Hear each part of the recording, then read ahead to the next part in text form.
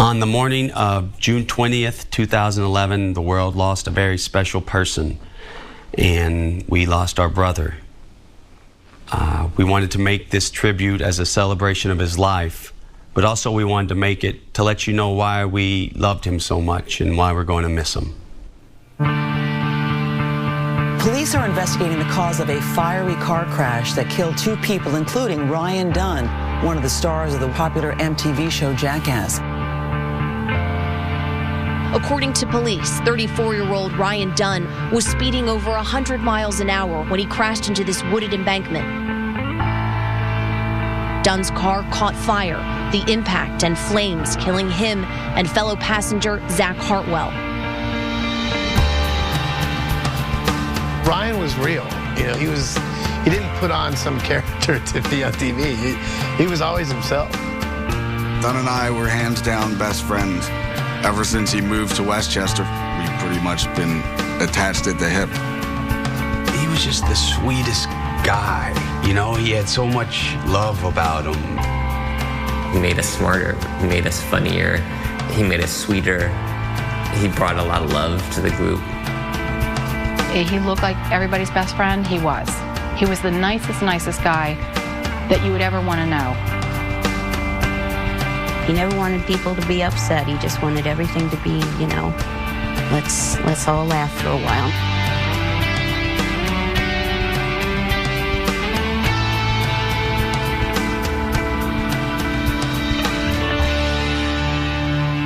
Ryan was born June 11th, 1977. We lived in southern Medina County, and then we moved to Brecksville when he was 2 years old. He smiled all the time, even as a little baby. And as he got older, he was very mischievous. He hated school from day one, and I think that's probably what started him off. He just did not like school, and he cried a lot. So he got the nickname Crying Ryan.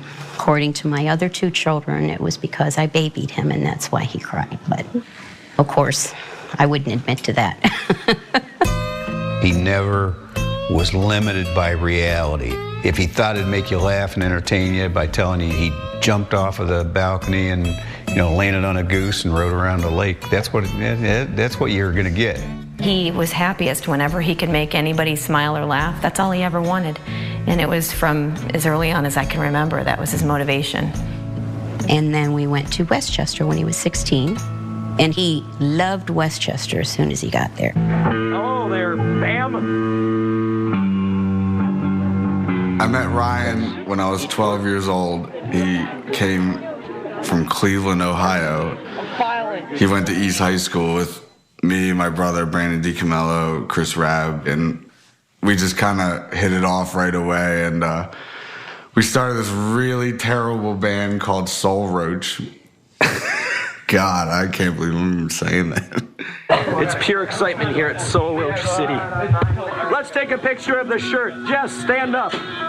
Let's see the shirt. That is Soul Roach. I started this band with some guys from Westchester, and we didn't have a singer, and he's like, I'll sing. And I was like, oh, can you sing? He's like, no. But I don't know, he just was such a character that he made like a good front man in a band, you know? Bam here is my backup singer. He's a professional skateboarder and he's cool. So we got accepted to the Battle of the Bands at East High School, and we came in last.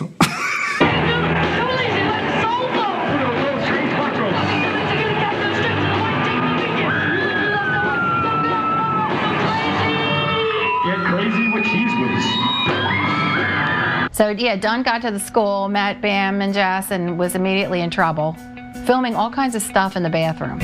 Take 402.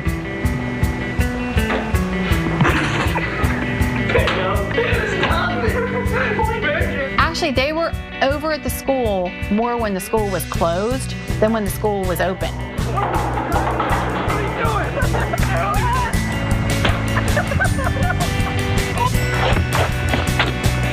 Son of a bitch! Yeah! Bam kind of pushed the, filming things, and we were all just friends. Margera was probably pod.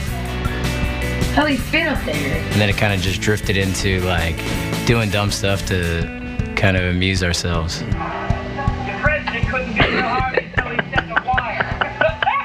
As the years went on, we realized that why not just put the stuff out on a video since everybody's asking for it anyway. And that's when CKY started. Dunn knew that I was working on a video called CKY, and he was like the primetime go-to guy. He just wanted to be in the video so bad.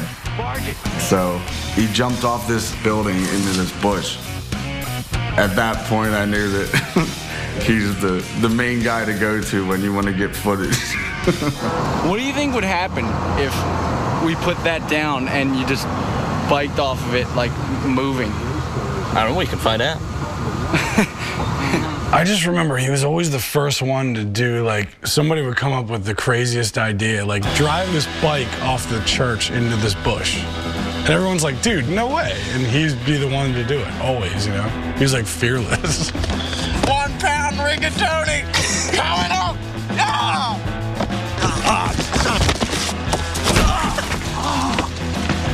I had no problem, like, you know, crapping myself or doing the gay rollerblading, but as when it came to like jumping off roofs and riding bikes or whatever he was doing, it was like he just would go for it.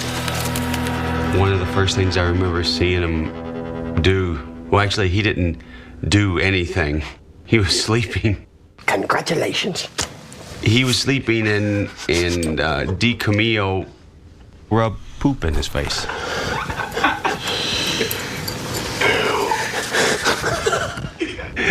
He did great in that.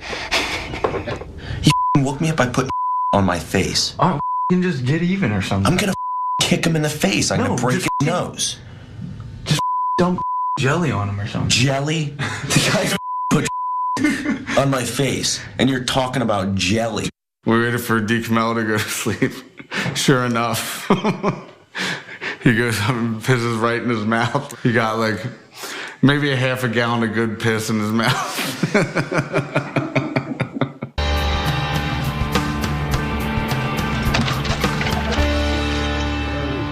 When this whole thing started with the CKY movies, and then when Jackass came about, that's when he really started to blossom. My name's Rick. Rick, did I meet you before? Probably, but probably not. Ryan. I don't think you did. Yeah. First time I met Ryan was when we went to Westchester to start filming the first season of Jackass. But I knew who he was just because I'd seen, you know, early CKY videos, and I was already kind of a fan. We go to Westchester to shoot with Bam, and we get introduced to Ryan, and we pretty much knew right away that we had a brand new ace in the hole. The first thing we shot on that trip was him jumping into the poo water, the poo dive. Why not just jump in the toilet and swim? I don't know. It makes him happy. So how often do you jump in the poo stew? This would be my first time in an actual poo stew, but I've jumped in it. One of my favorite things about it was discovering Ryan's weird homemade prison tattoos in his underwear region. Look at these hanger tattoos. I ain't the sharpest knife in the drawer, but I know enough to know. What is that? Is that weights right there? You gotta be tough. What does that mean? I don't know. How did the poo dive come about? I'm void of any talent, and I needed to make a living, so I jumped in. I'm Ryan Dunn, and this is poo diving. It's gonna be done. You gotta be tough. Dude, I blew that shot. You gotta do it again. So after Dunn jumped in the waste treatment factory, he reeked so bad that everybody was allowed inside the house to eat dinner, but my mom made a table outside, and he had to eat alone because he reeked too bad. To add fuel to the fire, they started throwing footballs at me, so needless to say, I didn't enjoy my food that night, and I stunk. And it was awesome. I didn't shower after the poo dive for at least a week, I know that, and it could have been much longer. I can't remember the last time I showered. Oh, the barf here, dude. This sucks. No, he's a dirtbag. Like, I mean, not morally, but physically, he was just a filthy human being. It's pretty funny always seeing Dunn do something and get super dirty. And we'd be done shooting for the day, and everybody go back to the hotel or clean up, and we'd all go out. Dunn would be in the same shirt, same jeans, barely like wiped off the dirt or mud, whatever we were in, and be at dinner at the bar that same night. He usually smelled really bad. He would not bathe. Hated water. It's not fair. Oh, Mr. Have a sweet smile. All the women like you. Ooh. People like me have to go around diving in the every day. Hey, man. Oh, you got a tough job. Oh, look at me looking pretty everywhere I go. You gotta work with what you got. Let's go. He didn't shave. He didn't wash his hair. He didn't shower. I think we purposely wrote things to throw him in water just so we could get him clean. Go.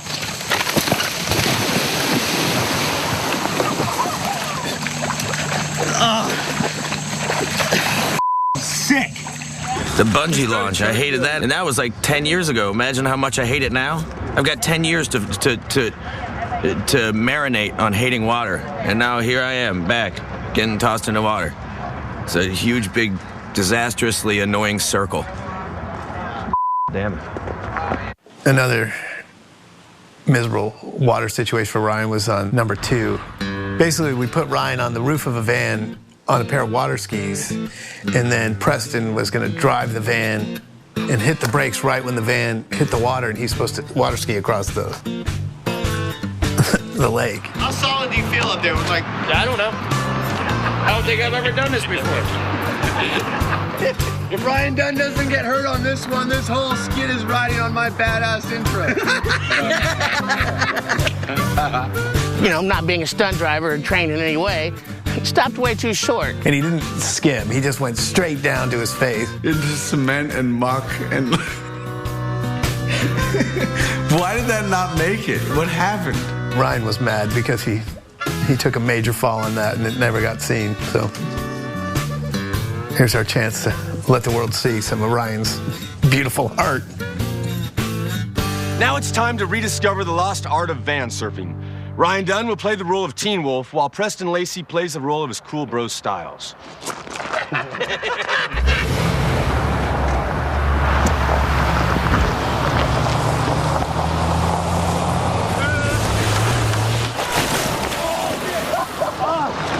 Oh, you ass! You all right? Yeah, all right, you. My God. Yeah, Ryan, that water really wasn't that deep. No. Damn, you look all right. You want to know where I landed? Yeah! He ate pure and I highly recommend to never do that, kids, because he got muffed up, didn't he? Yeah, he did. You are not very good at skiing. You're not really good at anything. You're not very good at skiing. I haven't found one thing I'm good at.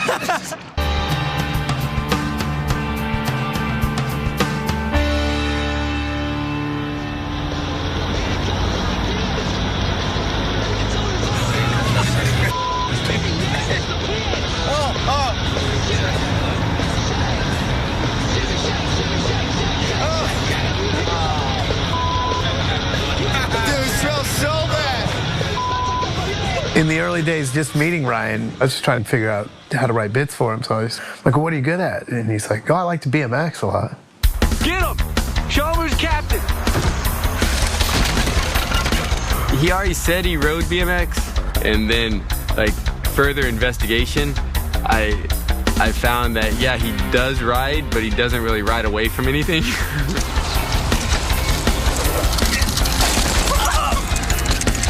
And he was very much into like going for things that, you know, there was no way he was going to make it from the beginning. And it wasn't because he was so brave either, but he was just, you know, he was willing to accept what was going to happen to him. That's why we call you Dr. Kick-Ass. Now hit it. All right.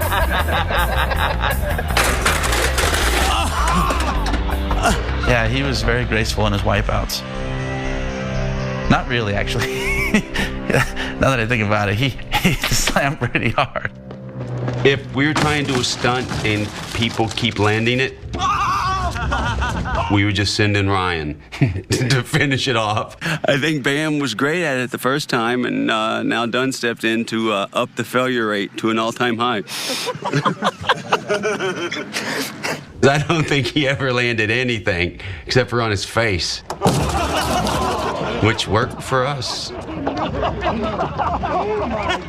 If he wasn't pranking you or trying to get you while we're filming, then outside of that, he was like the most genuine rad dude.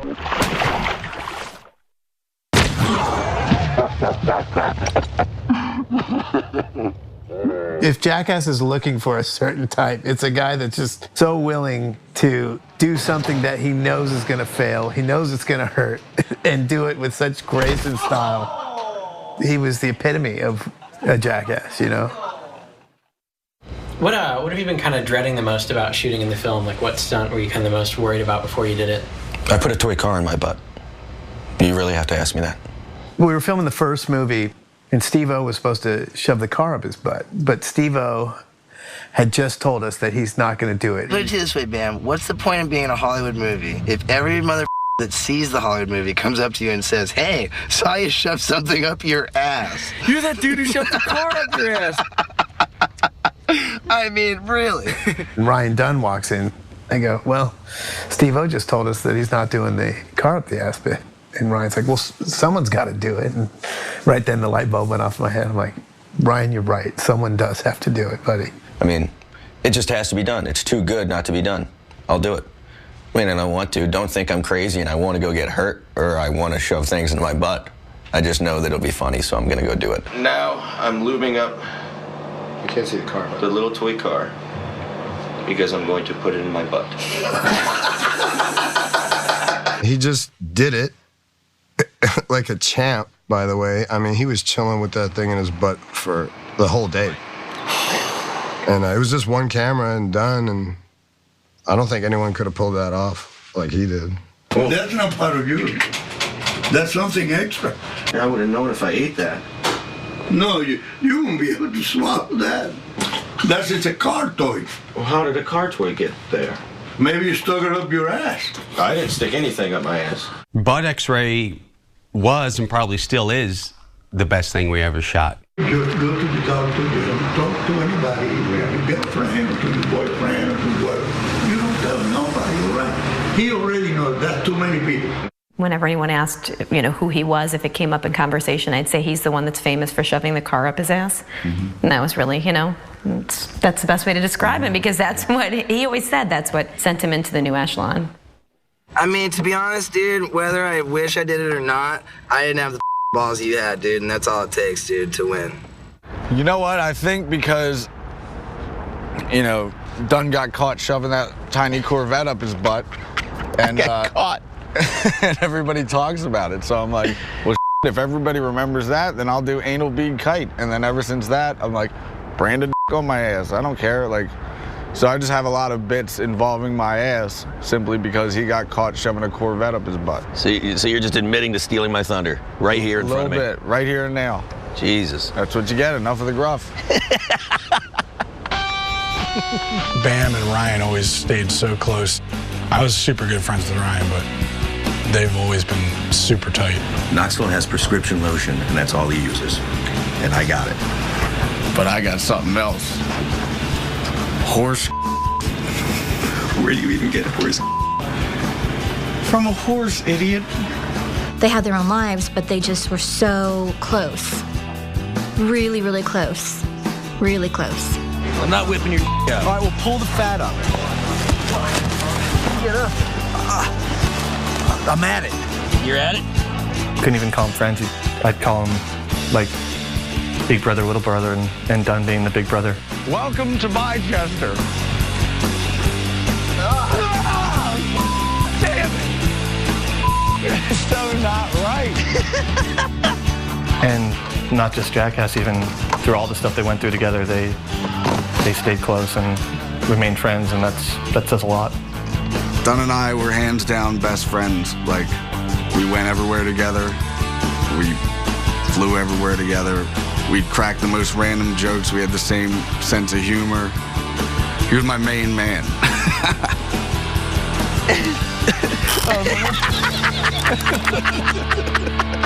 They were two best buds. And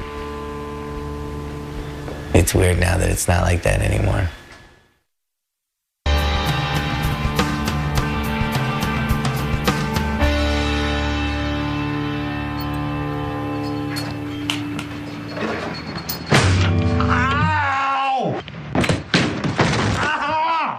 When I first got to Westchester to do Viva La Bam, I was such an outsider. I didn't know Bam, I didn't know Dunn, I didn't know Deco or any of those guys, and they're such a tight-knit group. They wanted nothing to do with me and the crew I was there with. Me and Dunn pushed the producer's rental car into his rental apartment.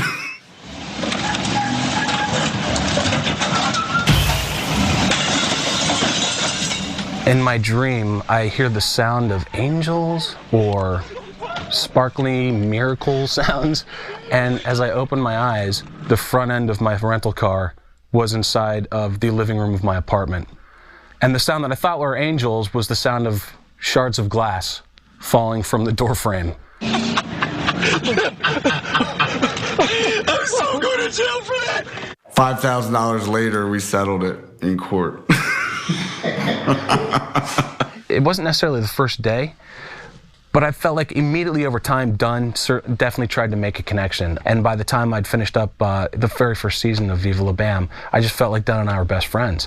I mean, the beauty of Ryan was that he made everybody feel like they were his best friend. He was just that genuinely interested in who you were and what you were about. And I think more than anything, when I reflect back on meeting him for the first time on the Homewrecker set, is when he saw me for the first time, he just gave me a big hug, like we had been friends forever. I mean, treated everybody exactly the same. Like, I don't care if you're Johnny Knoxville or, you know, a lighting rigger or whatever. Like, every single person that he talked to or hung out, he made them feel like, you know, they were best buds. I've never seen Dunn guarded with people. We would be out in public and people, you know, always coming up to him. Like, they wanted autographs, he would sit there and chat with them forever. You know, he just loved talking to people. He's really open. And I wish I was that open. I was a fan first, you know, and it's pretty rare to meet people and have them be as cool as he was.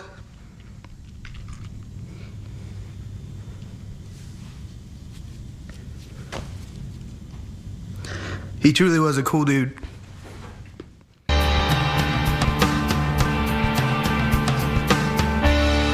Out of these, which one do you think would be some of the most slippery? I recommend maybe the soap-based material or vegetable oil. This is a polymer, by the way. What is polymer? Polymer is a chemical. No, don't do that. Ryan and I actually met when I came in to do a chemistry test for Proving Ground, which is the show that we ended up doing on G4. So does that machine check flavor? You must be kidding. What are you doing? It's good. He just was the most interesting person to talk to. Like, every once in a while I would make a comment about something we were doing or where we were going, and he knew so much stuff about it. I'm like, where did that come from? Yeah, when we first met Ryan, he sold himself as, I'm a pro BMX rider, I'm a race car driver, I'm a scientist. Oh man, everything you could imagine. I believe Ryan Dunn knows what he's doing because he told me he studies physics. He's serious. He told us that. He's serious. He could hold a conversation about anything. He'd bullshit his way through it probably, but he actually did have he had a lot of knowledge up there. It didn't matter if I was talking about synthetic organic chemistry or, you know, process engineering, anything like that. Ryan knew something about it. And not only that, he probably had a company devoted to that particular expertise. Ryan was quite the entrepreneur. I'm not exactly sure how many companies he really had, but he definitely had a lot of business cards. Whether it was automotive design, wastewater reclamation, aerospace welding, exfoliating lotions for hands, RD Design, RD Motoring, RD Financial Solutions. He was telling me that he worked for some government agency that had aliens in captivity. And in fact, it was some of his connections, though, that really got us hooked up with the argon that we used for one of my favorite skits that we ever filmed, the chemical spill skit. Argon is an inert gas that kills oxygen, but it's really cool when it's in liquid form because it looks like mercury and sprays everywhere. Ryan hooked that up. I don't know where the hell he got the doer. I don't know how we got liquid argon. All right, I'll be back. Good luck. Don't drop this. And I don't know how we didn't suffocate in the van, but you know, that was a lot of fun. Holy! Oh!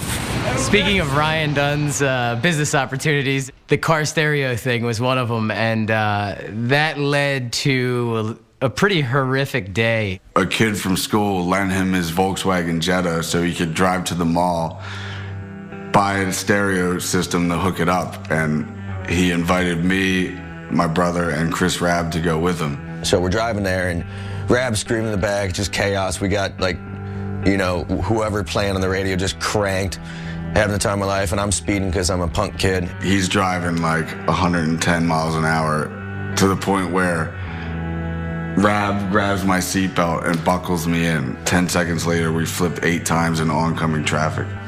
Like, not like a roll. It was like front to back to front to back. The car flips, opens up the passenger door, just flies out in the center median over the oncoming traffic. Yeah, Ryan was all bloody. They found me in the trees, and Bam broke the window with his head.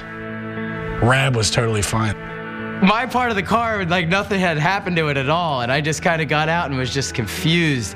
And look at everybody is just in panic, and there's cars like skidding out, getting out. Couldn't believe any of us were alive, let alone all of us. It was just the worst time of my entire life, and to this day, like, I hate talking to April, Bam's mom, about it because she hated me, and to this day, she probably still has a little bit of hate in her for that accident right there, and I don't blame her because it was horrible.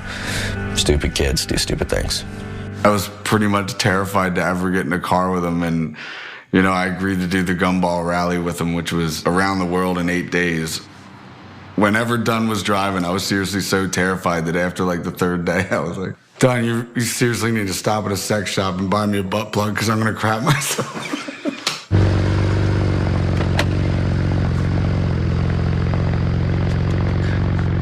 This is the new race car. We're prepping it now for this year's 12-hour endurance race, and hopefully we won't be landing in 5th or 4th or 3rd. We'll be landing in 1st, or else I'd be very upset. He is a good race car driver. He did do a race in West Virginia, and he got 1st place. I don't even know how many cars he had, but he was so into it. He would just, you know, buy these crazy fast cars, take them all apart, put them all back together again, customize them. He was way into it. Full-blown gearhead. You know, started from skateboards to bicycles to, you know, eventually cars. But anything could get him moving a little faster intrigued him. What do you think's happening here with this one?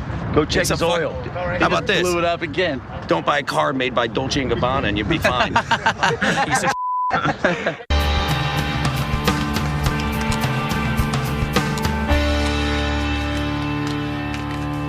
When we finished Jackass 2, the very ending of the movie, Dunn and I were attached with ropes around our feet, and a horse was going to come by full speed and just rip us out.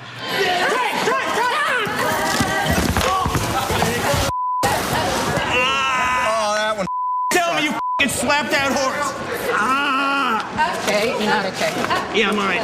Double down. No, I'm fine. I got this broken. I'm just going to myself. So just don't touch me. Dunn landed really wrong and messed his shoulder up and wound up getting a blood clot. It was really scary. It was scary to all of us because, you know, we don't think about that stuff. And then, you know, blood clot is really dangerous because if a chunk of that went into his heart or into his brain, he would die. I've never seen a man more scared in my life.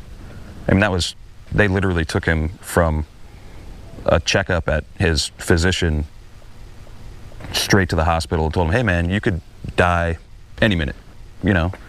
And it was, he had the fear of God put in him. It was pretty dire. I mean, like what was going on with him. So he had to be on all kinds of, I think, you know, these clot-busting drugs and things like that. And it really kind of put him into a funk. Jackass 2, behind the scenes, take 3. You got it done. Almost done. Ugh. Sense the excitement. What? I sense the excitement. I'm on medication. The last thing I can be thinking about right now is Are you hurting? oh God, you don't even understand. Got a Are you sick? Yeah. I got blood clot, nerve damage. All because of this garbage, so shoot. I just put 2 needles in my body. That was fun. Gotta go do some more. So let's shoot. Do this interview. So not only did he have this blood clot, but he had Lyme disease. That's something that sort of just makes you miserable, takes all your energy out. And he went from this, you know, fearless immortal to a guy that was giving himself shots every day just to remain upright. Being frightened and hurt, he's kind of withdrew into, well, at least away from us. You know, he wasn't there for the 24-hour takeover or 2.5, and I didn't like him not being around. None of us did. He went in like this really dark place for 2 years, and you know, didn't want to be on film anymore, didn't think that he was funny. Even with us guys that, you know, lived down the street or lived with him or, you know, saw him every day, I guess he became kind of a recluse. I remember going to a Chinese restaurant, and we came walking out, and fans were running up to him and saying, you know, you're Ryan Dunn from Jackass. And it's the only time I ever saw in all the years that he was involved in anything. He said, no, I get that a lot. What especially moved me at the time, and even more so now, is just the way he talked about Angie, his girlfriend of 10 years, and how she stuck through him through all that, and how he was sort of amazing. You know, in his sort of classic Ryan self-deprecating way, he would just, you know, he's like, what is a woman like that doing with a piece of like me? I don't know, but just so grateful that she was in his life. That's the one thing that I know, that if Ryan's thinking of anything, that's the main thing he's thinking, is how much he misses Angie. She's just so strong, and she's funny, and she's beautiful, and she got Ryan, and she thought he was sexy with that disgusting beard. That's Angie, your girlfriend's face? She made a stupid face, and I took a photo, so when she was out of town, I got a tattoo. Oh my God. Angie is beautiful, but that picture really doesn't do her justice. No. When he introduced Angie, and I was like, what? How the did this guy get this chick? And then I was like, well, all right, so he's famous and he's on TV. And then he's like, no, this was even before Jackass. We had a lot of questions about that. That kind of blew our minds. I still can't believe it. And I would But he's a constantly handsome ask guy, him. you know? He's very handsome. He's very handsome, but he was always talking about how small his little penis was, though. What did he say? He said it looked he like... once referred to his penis as a button in a fur coat. Which we loved so much that we wrote that into our television show. It sucks. With Dunn gone, I think I now have the smallest penis on the Jackass cast.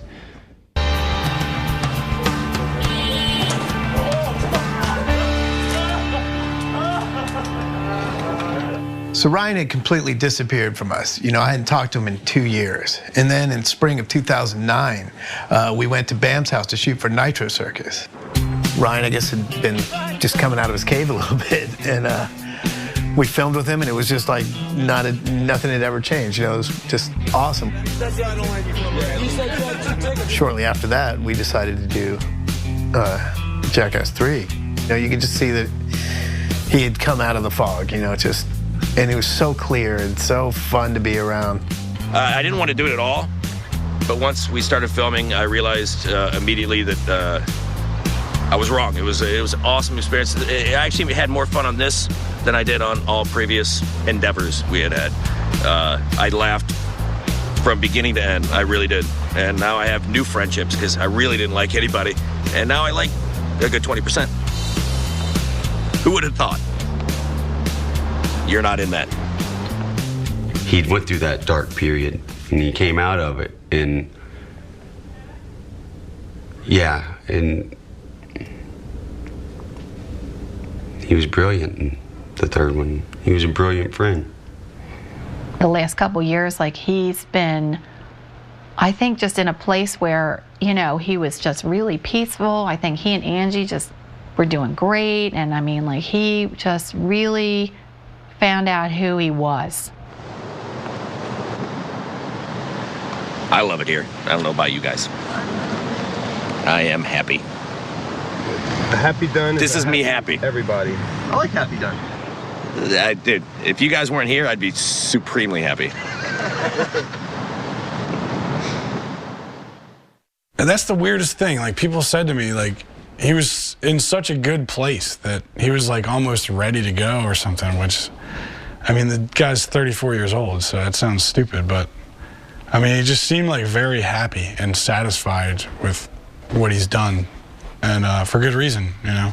That was one of the hardest things for me, or is one of the hardest things for me to accept, is that on one hand, that makes me happy to know that he was happy, but on the other hand, it's like, you know, why did it have to be so short? A mangled mess is all that is left of Ryan Dunn's car after an early morning accident on Route 322 and Pottstown Pike. There was some pretty high speed involved in this. The vehicle missed a turn, hit a guardrail, and went airborne, and went through several trees, some sizable. So there was a very vicious collision involved in this thing. And now, friends and family are left stunned at how everything changed in a split second.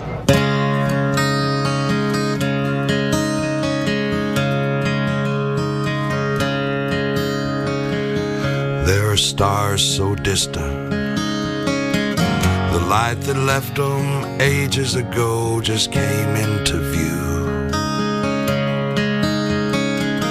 That twinkling we're seeing now may be. There's been rumors before on the internet about some of the cast dying or something, so I didn't think it was real. That's the way. I was in shock. I didn't believe it. You know, it still doesn't feel real. I don't know if it's ever going to really completely sink in. Part of me doesn't want it to, but just so we know, I guess that's the way it's got to be. We've been doing this for so long, you know, like, we're a family. God lets the light outlive the star. You know, to think that that's it, and we're not going to see him again. I wish he wouldn't always drive so fast, and he always did.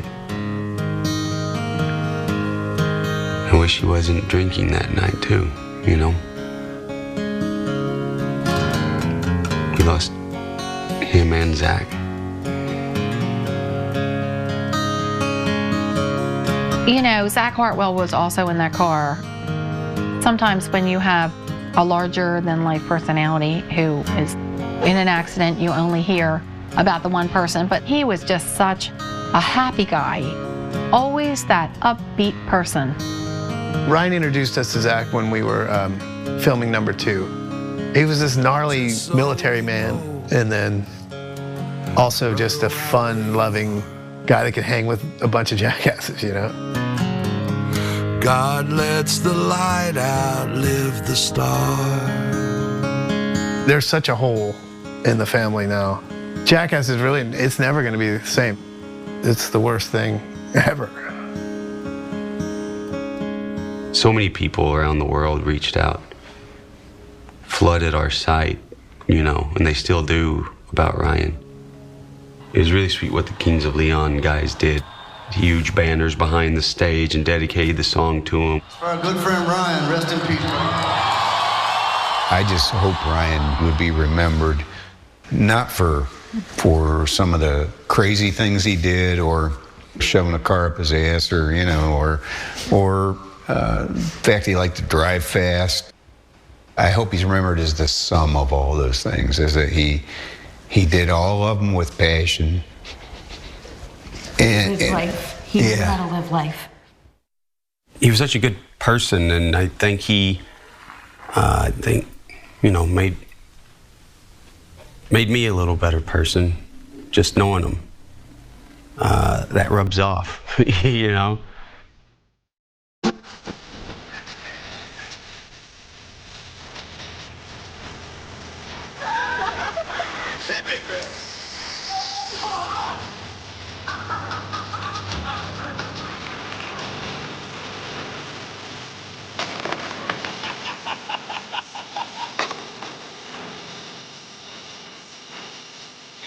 You're gonna get in there fair bet.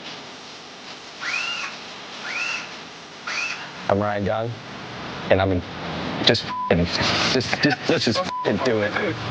This water is roughly about 32 degrees. I'm Ryan Dunn, and I'm gonna jump in it for your entertainment. You're watching Jackass.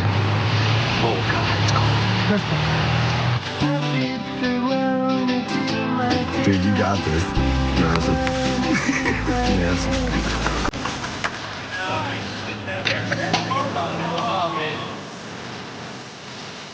Cheers to that, dude. Great job, man.